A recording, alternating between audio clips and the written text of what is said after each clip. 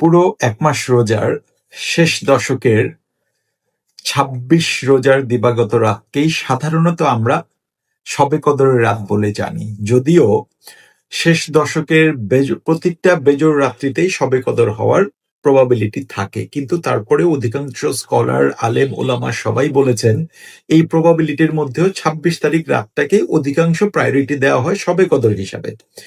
এবং এই একটা শবে কদরের রাত হাজার মাসের এবাদতের চেয়ে উত্তম বলা হয়েছে।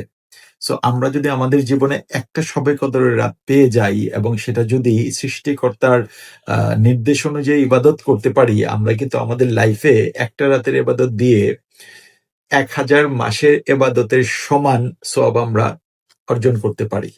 আসেন না, আমাদের জীবনে আমরা যারা এই রাতটা পেয়েছি সেই রাতটাকে আমরা ঠিকভাবে কাজে লাগাই এবং সেই রাতটা ইবাদত করে আমাদের জীবনে ১,০০০ মাসের ইবাদতের সওয়াব আমরা জমা করি, যেটা আমাদের পরকালকে অনেক বেশি কাজে দিবে।